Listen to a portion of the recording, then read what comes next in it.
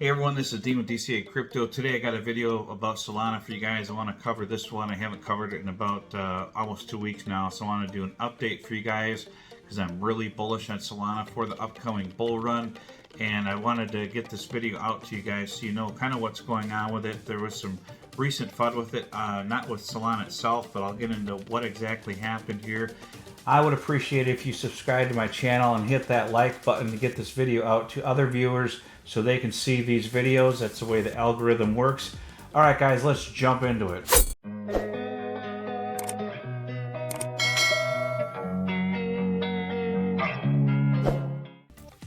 All right, so Solana currently at $24. It's up 5% on the day, and it's had this recovery pretty well from this dip back here in June where it got down to like $14, $13 and something. Jumped up to $32 in some exchanges, and then it's kind of had a little bit of a correction, but holding really strong, stronger than a lot of us expected it would to. Now that doesn't mean it's going to stay up in this level, but this is some really bullish activity here for Solana to recover and be up higher than it was before this crash and FUD. Just really holding strong here. Go back to the 180 days, it hit up past its peak here back in February, and it's just holding up in this level here. So a lot of people jumped into Solana after the whole SEC Ripple lawsuit win, or partial win for Ripple. But I wanted to get into what's going on with it here. There was some bad thing that happened, not to Solana itself, but to Cipher protocol. They experienced an exploit hack. They had to freeze their smart contract because there was a hacker that got almost $1 million worth of Solana off of their exchange. And this is like a DEX that's on the Solana chain. It wasn't really necessarily a hack on Solana itself, but more or less a hack on the DEX itself. So they're trying to get the hacker to return the funds. They've reached out to the hacker and asked them if they could work out some kind of deal to get some of the funds back. It says Cipher has experienced an exploit security incident. The team is currently working with individuals and investigating to the hacker. We are waiting to see whether you would be open to speaking with us about potential next steps. And there's people that were like threatening this hacker, I guess. I was reading another article, and it was saying that people were saying to the hacker, they were sending them NFTs, basically saying to them, hey, you better give us the rest of your funds because you sent the Solana to Binance and some other exchanges to cash out, and people are going to be looking for you and coming after you, and they'll be able to track and find you, so you better return the rest of the funds. So we'll see what happens about this, but if you hear any FUD out there about Solana getting hacked or whatever, it wasn't Solana itself, it was this DEX Cipher protocol, so just kind of keep that in mind. Now some good news for Solana is their TVL, their total volume locked, has gone up. It was down around 600 million back at the beginning of the year, about 500 million, and now it's up to a little over 1 billion, almost hit 1.2 billion here in late July. So that is good news. It's at 1.12 billion right now, so that's more than a 2x from back in January. So this is a positive sign for Solana that they're getting more total value locked. I'll put the links to these articles in the description of the video if you want to read them.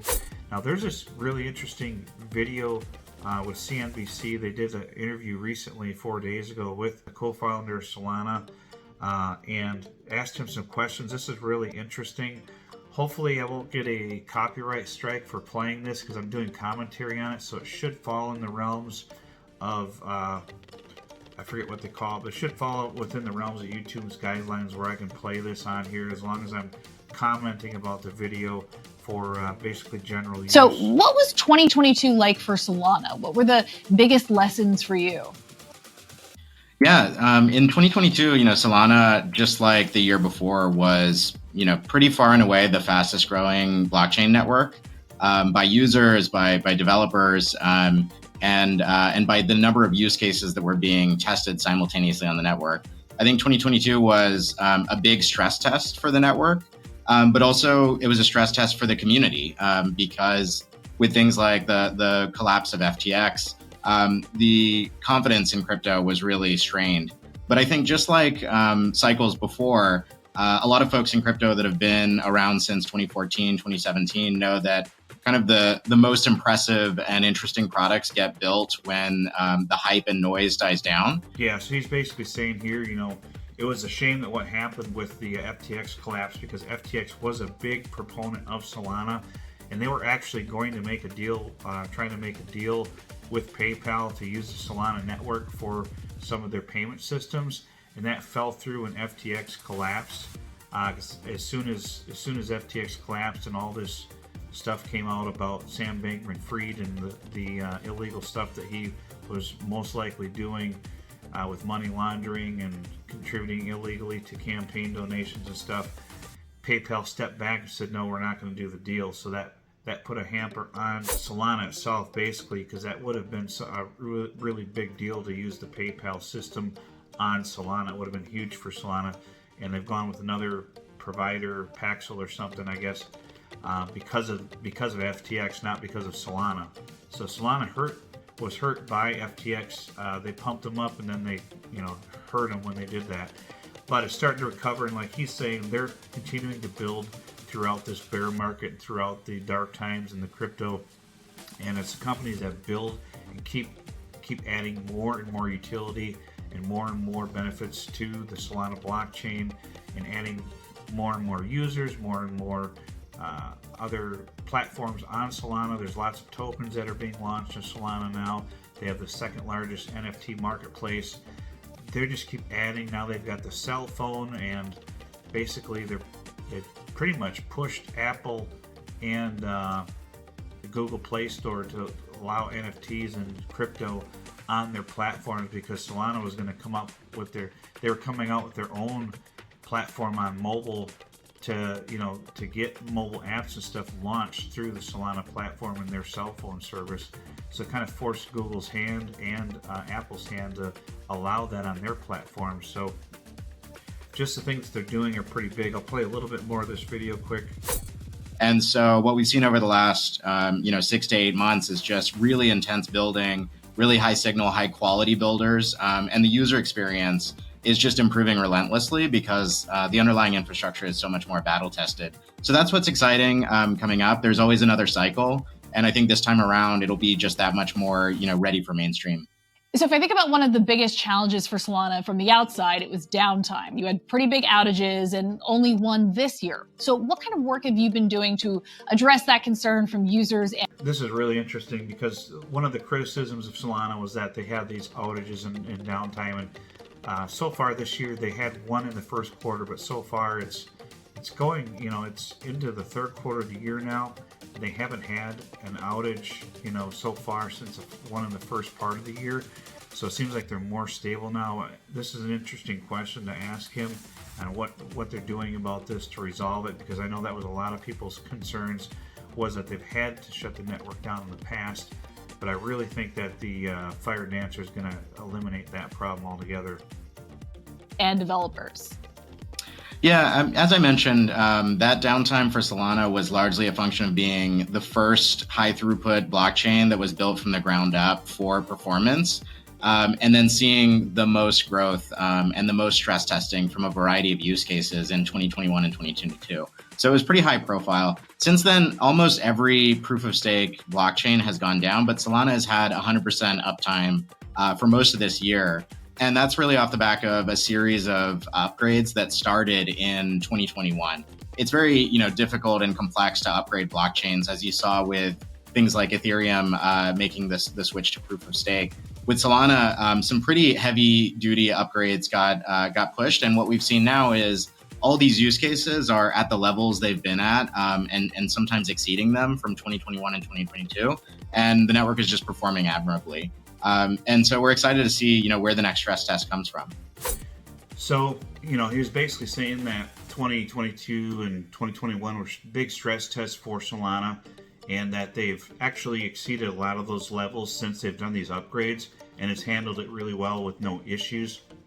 So that's a really positive sign for Solana, that they're overcoming the issues that they've had in the past with some of the network shutdowns and that due to stress. But like he said, they were building more for performance rather than stability first, because they wanted to prove that they're the fastest blockchain, and they have to get users on the platform to use it and have it be very successful, and then work on more of the stability later on after the fact once they brought in that user base, and that's what they've done. So let's take a look at the charts and see what we think of Solana for the next bull run here. $24, I think still pretty good price for Solana. I think my dollar cost averages are somewhere around $18 because I bought some at like $18 to $22, and then I bought some when it was down in the like $13 to $14 range. We had that crash a few months ago, and but I had bought a bunch between $20 and $22, so that helped bring my dollar cost average down to about $18. So likely on this one, if we look at the history here on the trading view, the market cap was just about 80 billion in the last bull run, so it performed really well. It just shot up here, and a lot of this was because of FTX pushing Solana. So we don't have Solana or FTX to push it around this time around, but Solana has established itself since then and proven that they're, you know, one of the best, if not the best blockchain out there, and they just keep adding more and more utilities. So I think it's going to really do well in the next bull run, and I think it's going to push this 80 to $100 billion mark, you know, somewhere between, I'm guessing, my guess would be somewhere between 100 and 150 billion. But I'm going to start taking profits out, you know, probably between the 60 and 80 billion dollar evaluation in the bull run, just to make sure that I'm accumulating some profits and I'm in profit. And then if it goes up higher from there, I'll be taking out more in chunks. But that, you know, that's going to put Solana back in that $250 to $400 range. That it, you know, it hit 250 in the last bull run, just slightly over. But I think it's going to, 250 is going to be like the minimum for it, anywhere between that and $400. It could do well. I know some people are predicting it to get up to $1,000 in the next bull run. I think that's possible, but not that likely. I guess it just really would depend on how crazy Bitcoin does. You know, if Bitcoin got up to $150,000 to $200,000, I could see Solana pushing that $1,000 mark. But my guess is Bitcoin is going to get somewhere between $85,000 to $100,000. Once you get Bitcoin in that $100,000 mark, there's going to be a lot of selling pressure. So those people thinking that it's going to get over $100,000, I'd just be real cautious of that. It is possible because people think that, you know, I think we got to like 3 trillion market cap in the last bull run, and people are estimating 10 trillion for this one. So that would push a lot of these big altcoins up, you know, way higher than what they were in Bitcoin as well. But whether we get actually 10 trillion or not, I'm not so sure.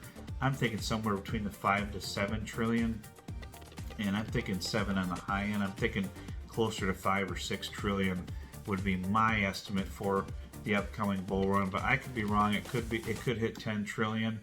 But you know, none of us have a crystal ball, or really don't know. It's just all guessing based on, you know, estimates from, you know, I guess some of the big financial industries out there that, you know, you got Goldman Sachs and that investing in Bitcoin and stuff.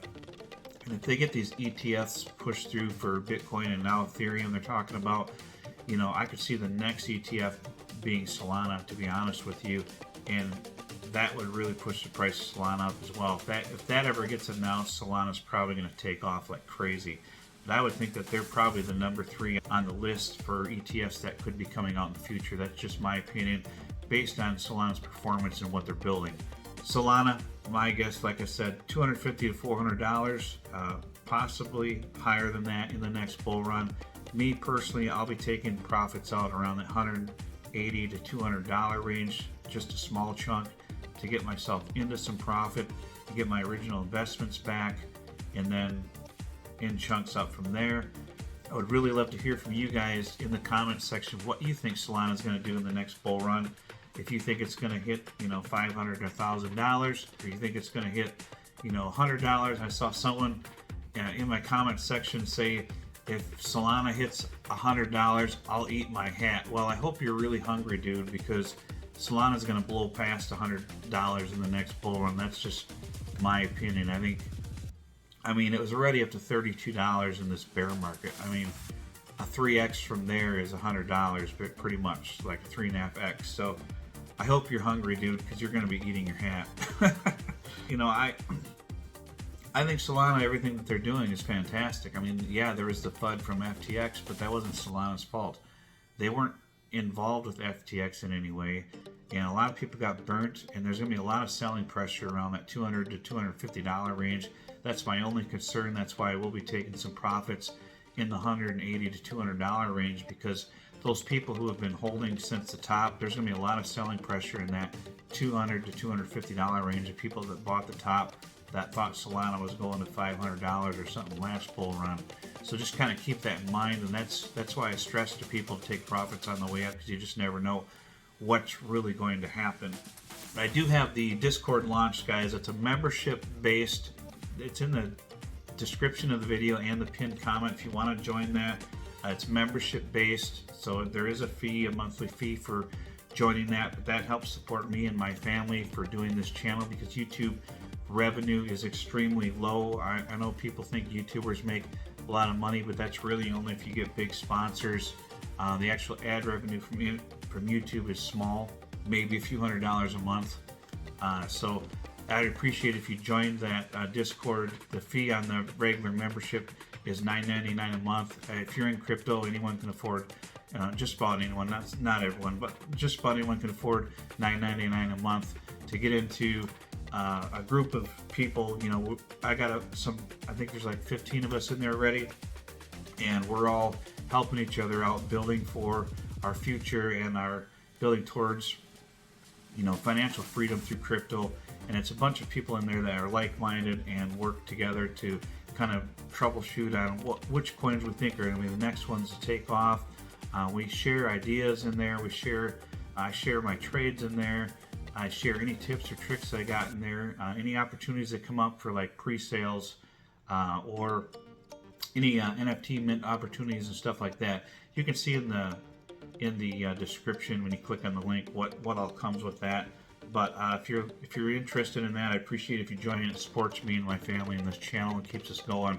That's you know, hopefully going to be some revenue for us, because the YouTube ad revenue is very small, like I've said, and I don't have a sponsor yet on this channel. Hopefully at some point we'll pick one up, but if we do, you guys will find out about that. But my channel is growing fast.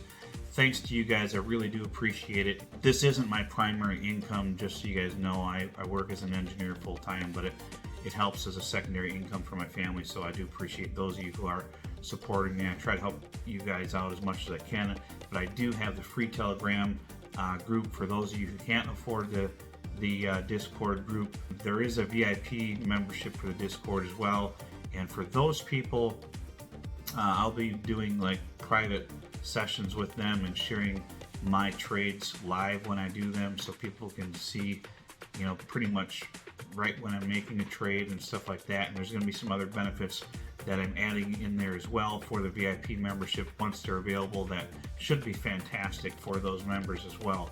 But I appreciate it, guys. If you get a like out for this video, it helps get my videos out to more people. So you give this video a like, I really appreciate it.